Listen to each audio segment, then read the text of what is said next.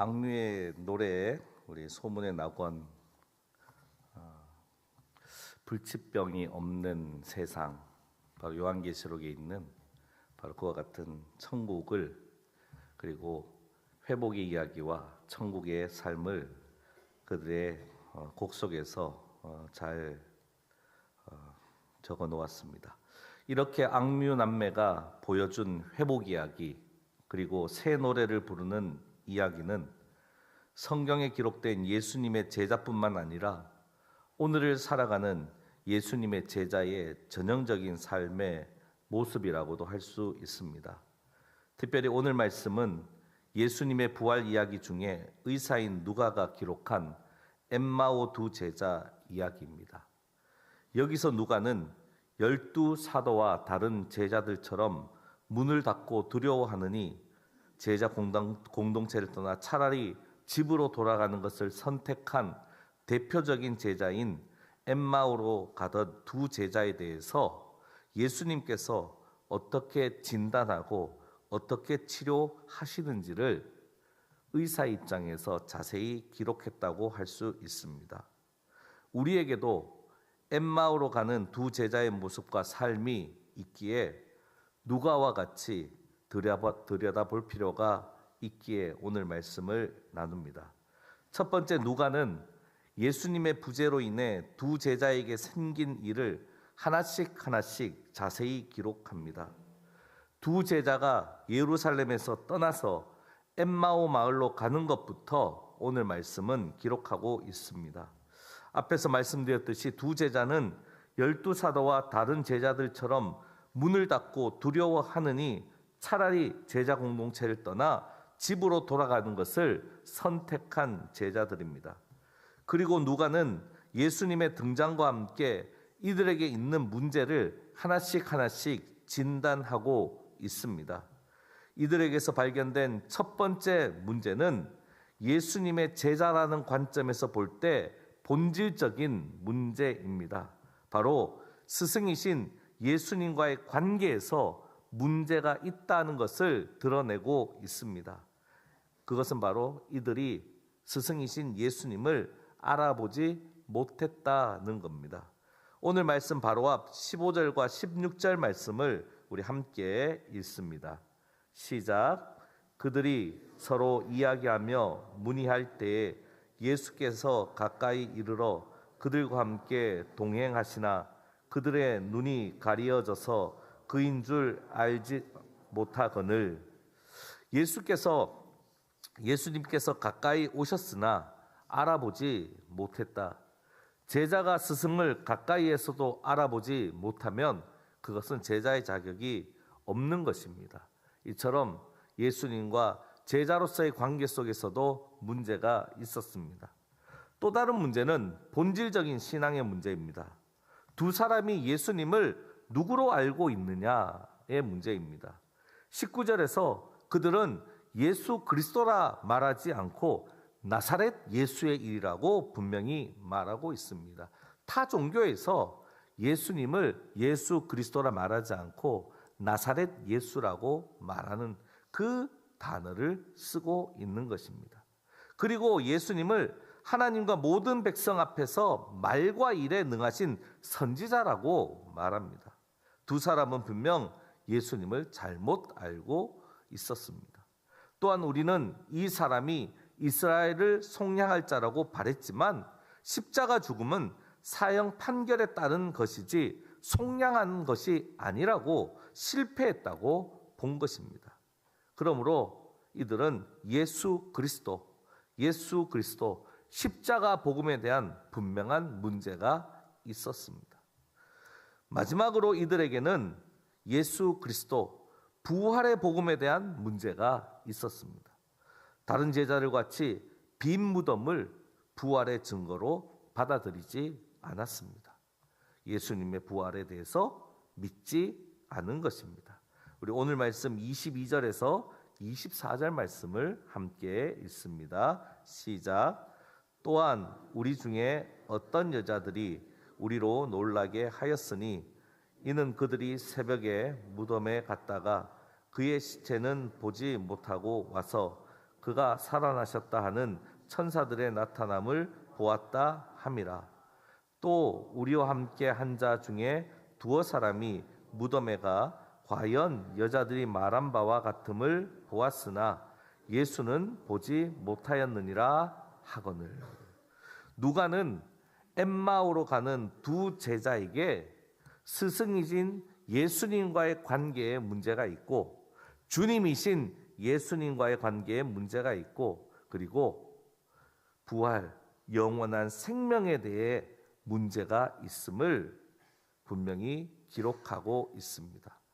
그러니까 누가가 기록한 이 세 가지 문제는 누가가 진단한 것이 아니라 오늘 말씀을 통하여 예수님께서 그들을 진단한 것으로 기록하고 있다라는 것입니다. 그리고 이어서 누가는 예수님께서 두 제자의 상태를 진단하신 후에 하신 평가와 그리고 그 진단에 따른 치료 과정을 또한 자세히 기록하고 있습니다.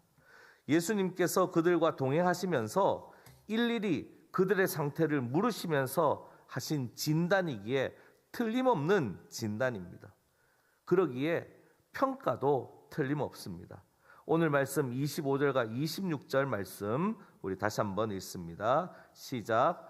이르시되 미련하고 선지자들이 말한 모든 것을 마음에 더디 믿는 자들이여 그리스도가 이런 고난을 받고 자기의 영광에 들어가야 할 것이 아니냐 하시고 그들에게 미련하고 선지자들이 말한 모든 것을 마음에 더디 믿는 자들이라고 분명히 말하고 있습니다. 이때 예수님의 마음은 어떠했을까요? 우리 예레미야 8장 21절과 22절의 말씀을 함께 읽습니다. 시작. 딸 내 백성이 상하였으므로 나도 상하여 슬퍼하며 놀라움에 잡혔도다. 길르앗에는 유향이 있지 아니한가? 그곳에는 의사가 있지 아니한가? 딸 내 백성이 치료를 받지 못함은 어찌 됨인고? 예레미야를 통해서 전해진 그 하나님의 마음과 동일한 마음이 우리 예수님의 마음이 아니었을까 그렇게 생각이 됩니다. 특별히 오늘 말씀 27절에서 예수님께서는 다시 그들에게 자세하게 예수님이 전한 복음에 대해서 특별히 자기에 관한 것에 대해서 설명을 하십니다. 그런데 바로 이때 두 사람은 예수님을 붙잡습니다. 바로 누가가 이 부분을 우리에게 정확하게 알려줍니다.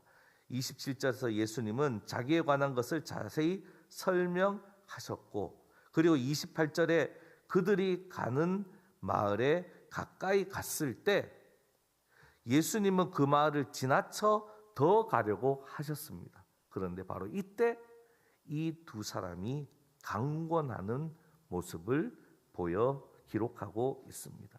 누가는 이 두 사람이 예수님을 붙잡고 그리고 붙잡고자 강권하는 것을 매우 귀히 보고 기록하고 있습니다. 이때 두 제자는 아직 예수님인 것을 알지 못했습니다. 이렇게 강권하고 붙잡는 것은 예수님을 다시 선생님으로 대하는 것으로 보아도 될 것 같습니다. 바로 누가는 이런 마음으로 이것을 기록하지 않았을까 생각합니다. 이들이 예수님을 알아보지는 못했지만 다시 선생님으로 대하기 시작했다라고 기록하고 있는 것입니다. 이때 예수님께서 지나가고자 했던 마음을 접으시고 이 두 사람과 함께 유합니다. 이렇게 예수님의 치료가 시작되고 그리고 이와 같은 자리는 소급해서 예수님이 동행한 것부터 예수님의 치료가 시작된 것으로 우리에게 인식시키십니다. 무엇보다 예수님께서는 그들과 성찬을 나눕니다. 가장 강력한 치료입니다. 누가는 이 두 사람이 아직 예수님을 알지 못했으나 우리 주님이 다시 십자가 사랑을 베풀어 주셨음을 성찬을 통해서 분명히 말하고 있습니다. 30절에 그들과 함께 음식 잡수실 때에 떡을 가지사 축사하시고 떼어 그들에게 주시니 그들이 다시 주님의 십자가 사랑, 주님의 몸에 참여하도록 우리 주님께서 그들에게 은혜를 주신 것입니다. 이처럼 우리 예수님 자기에 관한 것을 자세히 설명하셨고 그들이 강권하여 함께 유하기를 그렇게 붙잡았을 때 그들과 함께 유하셨고 더 나아가서 그들에게 우리 주님의 몸을 다시 주시는 그 십자가 식탁을 다시 그들에게 베풀어 주신 것입니다. 바로 이때 이 두 사람의 눈이 밝아져서 예수님을 알아보게 되었다라고 누가는 기록하고 있습니다. 누가는 아주 정확하게 변화되는 과정, 치료되는 과정, 무지에서 알무로 이어지는 이 과정을 정확하게 우리에게 적어 알려주고 있습니다.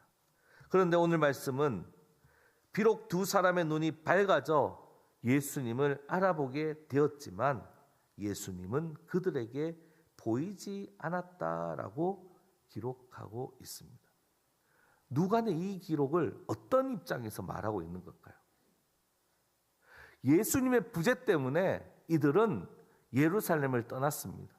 제자 공동체를 떠났습니다. 다시 그들의 집으로 돌아갔습니다.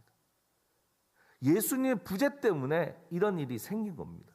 그런데 오늘 말씀에서 두 사람의 눈이 밝아져 예수님을 알아보게 되었고 다시 예수님의 부재가 생겼어요. 그런데 더 이상 이들에게는 예수님의 부재가 문제가 되지 않았다라는 겁니다. 제가 돌석자인 건 잘 아시죠? 네, 제가 돌석자습니다. 제가 초등학교를 영주 초등학교 나왔거든요. 그런데 지금도 거기 그 실내화 놓는 그 있고 위에 이렇게 대리석처럼 돼 있습니다.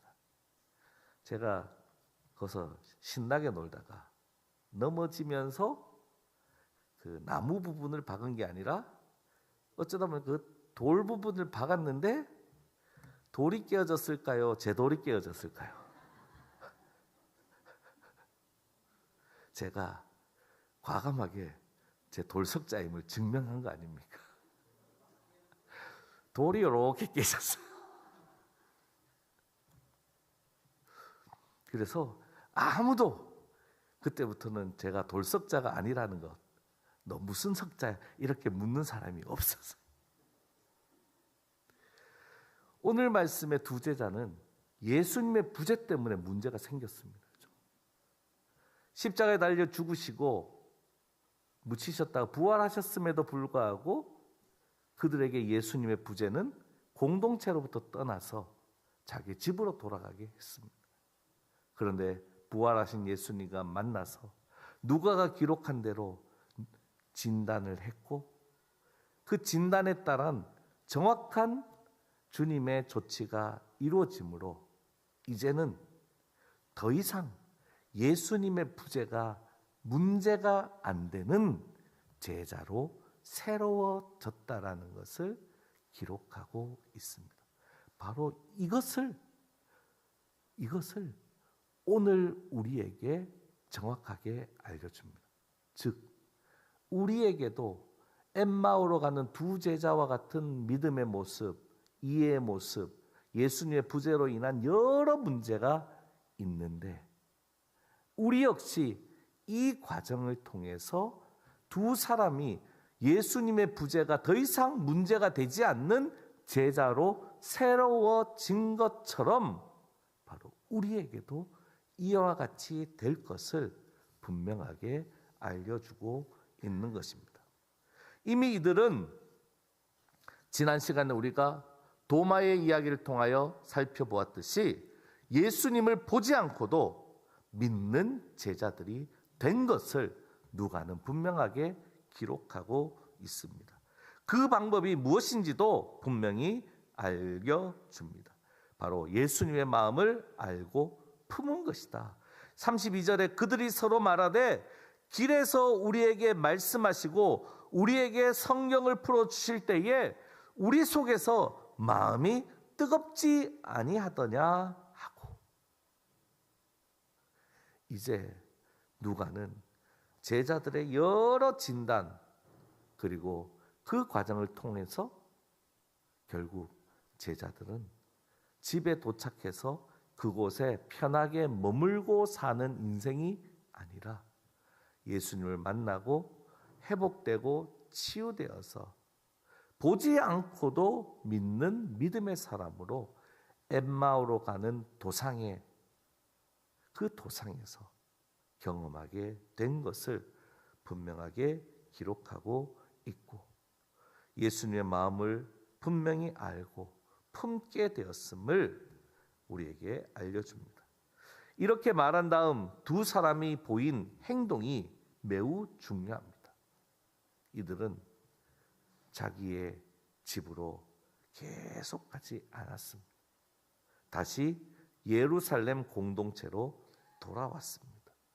아마 이때 유일하게 모여있는 제자 공동체는 예루살렘에 모여있는 공동체라고 생각됩니다. 원시적인 교회입니다. 그리고 부활의 증인의 공동체가 바로 예루살렘 공동체입니다. 이들은 예루살렘으로 돌아왔습니다. 그리고 다시 제자 공동체의 일원이 되었습니다. 그리고 부활의 증인이 됩니다. 그리고 내가 만난 주님을 전합니다. 특별히 누가는 베드로가 부활하신 예수님을 만났음을 오늘 말씀에서 함께 기록하고 있습니다. 오늘 말씀 우리 33절에서 35절 말씀 우리 함께 있습니다. 시작.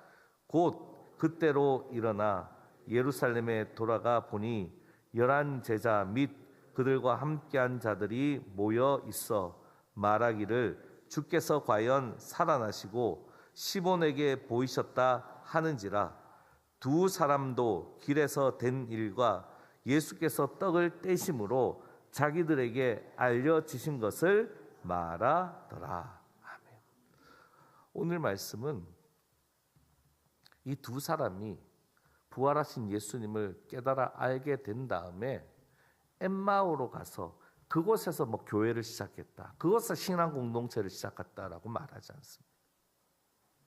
그곳에서 돌이켜서 공동체에서 그 새롭게 됨을 서로 확인했음을 알려줍니다. 이처럼 우리의 삶 가운데 제자 공동체, 원시교회죠. 오순절 전이니까 제자 공동체, 교회 자리는 너무너무 중요합니다. 결국 치료되었다는 확정이 어디서 이루어집니까? 공동체에서 이루어지는 겁니다. 그들이 분명히 보지 않고도, 예수님을 보지 않고도 믿는 믿음의 사람이 되었습니다. 길 도상에서 그들이 머무렀던, 예수님과 유했던 그곳에서 그 은혜를 받았습니다. 그런데 그 은혜의 확정은 그곳에서 이루어진 것이 아니라 제자 공동체에서 제자들과 함께 이루어졌다라는 것을 누가는 분명하게 기록하고 있습니다. 여기서 누가는 예수님께서 진단하셨고, 예수님께서 판단하셨고, 그리고 예수님께서 처방하신 것은 결국 예수님의 제자들이 예수님의 부재 속에서도 하나님 나라를 맛보며 생활하며 하나님 나라를 보여주는 그런 제자 공동체로 살아가도록 하기 위함이라는 것을 분명히 기록하고 있습니다. 말씀드렸듯이 요한과 동일하게 예수님을 보지 않고도 믿는 복 있는 제자로 살아가는 그 공동체, 그 공동체의 귀함을 우리에게 다시 한번 소개하고 있습니다. 사랑하는 성도 여러분, 말씀드렸듯이 우리에게도 엠마오로 가는 두 제자의 모습이 있습니다. 예수님의 가르침에 문제가 생겨서, 예수님을 향한 우리의 신앙 고백에 문제가 생겨서, 아니면 더 이상 하나님 나라에 대한 소망을 가질 수 없는 부활 생명에 대해서 문제가 생겨서 우리 각자가 각자 나름의 엠마오로 가는 두 제자의 모습을 갖고 있습니다. 그런데 누가는 그것을 절대로 방치해서는 안 된다라는 것을 부활하신 예수님이 그들을 찾아가서 그들을 새롭게 하시는 오늘 말씀을 통하여 우리에게 알려줍니다. 우리는 계속 편한 곳, 어떨 때 세상적으로 유익한 곳, 그곳에 가까이 가고자 합니다. 그것을 위해 예루살렘을 떠나기까지 합니다. 그것을 위해 제자 공동체도 떠나기까지 합니다. 그러나 우리 예수님께서는 우리를 사랑하셔서 언제나 우리 가까이 오시고 함께 하신다는 것을 오늘 누가는 우리에게 분명히 알려주고 있고, 엠마오로 가는 두 제자의 그 모습, 그 내면의 상태, 그들의 신앙적 상태를 그들보다 우리 주님이 제일 잘 알고 있고 그들을 다시 새로워지는 길로 인도하셨다라는 것을 우리에게 알려주고 있습니다. 그러므로 오늘 말씀에 우리에게 여러 문제가 있습니다. 그러나 우리가 포기하지 말아야 될 것은 이 두 사람이 예수님에 대한 갈망을 회복했던 것처럼 주님에 대한 갈망을 절대로 내려놓아서는 안 됩니다. 그리고 제자 공동체로 돌아와서 제자 공동체 중에 한 사람으로서 회복되는 이 과정도 우리는 절대 놓쳐서는 안 됩니다. 예수님에 대한 갈망도 회복해야 되고요, 제자 공동체로서의 한 사람으로도 분명하게 회복되어야 한다는 것을 우리에게 알려주고 있습니다. 그리고 회복된 제자들이 함께 새 노래를 부르고 부활의 증인으로 살아가는 그 삶 또한 우리에게 반드시 있어야 한다는 것을 오늘 말씀을 통하여 누가는 알려주고 있습니다. 사랑하는 성도 여러분, 계속해서 우리는 여러 가지 이유로 공격을 받습니다. 정들고 사랑하는 예루살렘과 같은 교회, 제자 공동체 같은 모임을 떠나려는 그런 마음들이 우리의 마음 가운데 없지 않습니다. 그러나 우리 주님에 대한 갈망, 그리고 우리 부활하신 주님께서 우리를 가장 잘 아시고 지금도 엠마오로 가는 우리에게 가까이 오셔서 우리로 하여금 회복된 제자, 예수님의 부재로도 전혀 믿음의 손상이 없는 그 부활의 증인으로 살아가도록 우리에게 알려주시고 초대하시고 우리를 인도해 주십니다.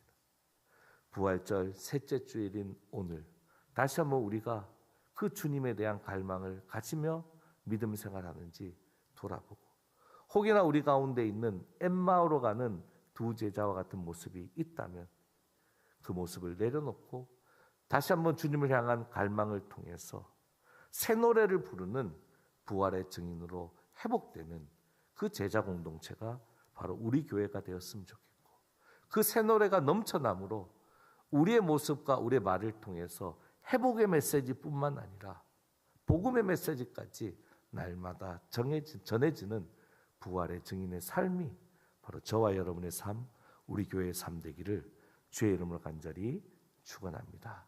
기도하겠습니다. 하나님, 오늘 의사 누가의 기록을 통해서 나보다 나를 더 잘 아시는 우리 주님께서 끝까지 우리 가까이 오시고 우리와 함께 하시고 우리로 하여금 깨닫도록 계속 인도해 주신 것을 다시 한번 확인하게 하심을 감사합니다. 우리 역시 다시 우리를 새롭게 하여 주님을 갈망하고 주님께서 말씀하시는 음성을 듣고 주님의 뜻에 따라 다시 우리를 회복시키고 우리를 치유받고 또 주님께서 원하시는 새 노래로 찬양하는 부활의 증인의 삶을 살아가는 그 모습이 우리 가운데 다시 시작될 수 있도록 은혜 베풀어 주옵소서. 부활의 증인된 삶이 바로 우리 교회의 삶이 되게 하시고 우리의 삶이 되어서 우리의 모습과 삶을 통해서 많은 사람들이 회복의 은혜를 함께 누리고 또 회복을 위해 주의 전으로 나오는 하나님 나라로 나오는 그 걸음이 있도록 성령님 역사하여 주시고 우리의 내면과 우리의 심령을 다시 뜨겁게 역사하여 주옵소서. 예수님의 이름으로 기도합니다. 아멘.